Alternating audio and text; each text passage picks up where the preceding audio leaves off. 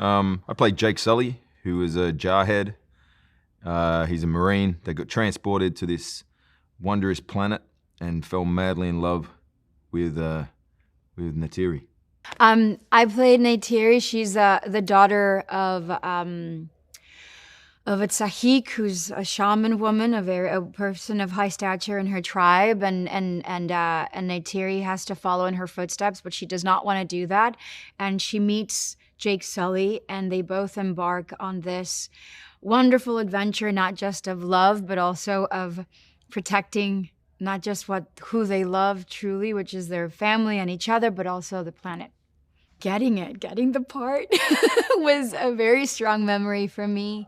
It was already a process that I was enjoying greatly, getting to meet one of my idols, James Cameron.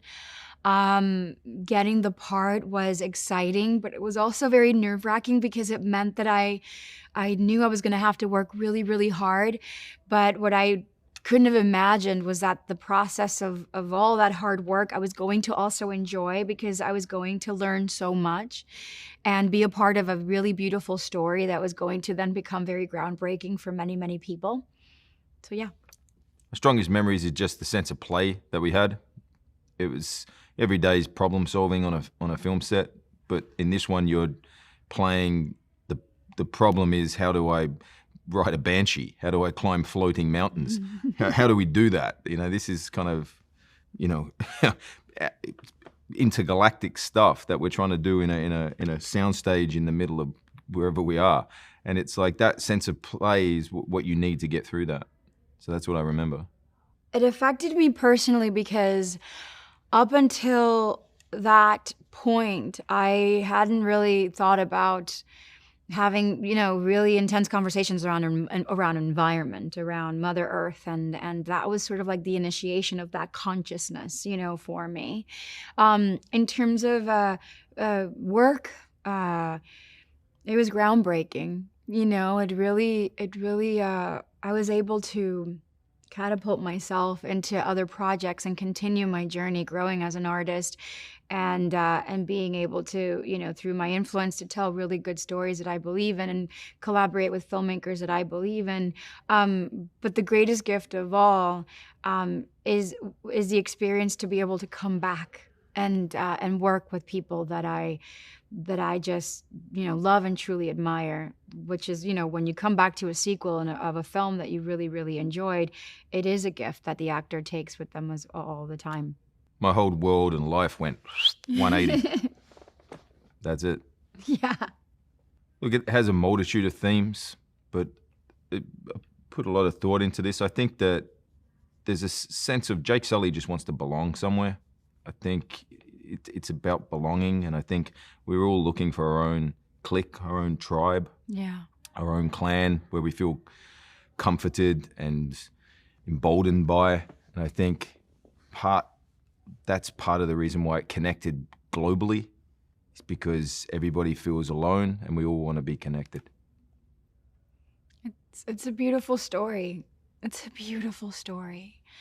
And it's multi-layered, and at the core of it is something super simple, which is love. Like Sam is saying, we all just want to be loved and we want to belong.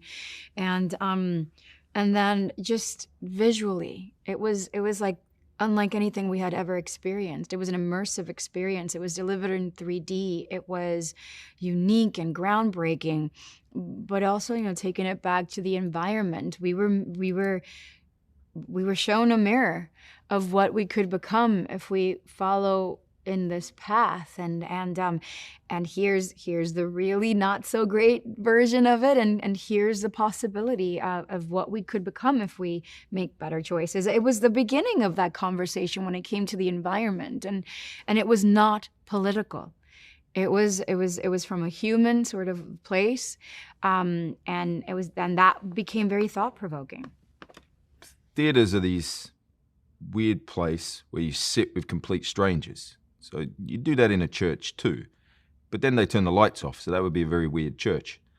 But then you're transported thanks to light being reflected onto a screen.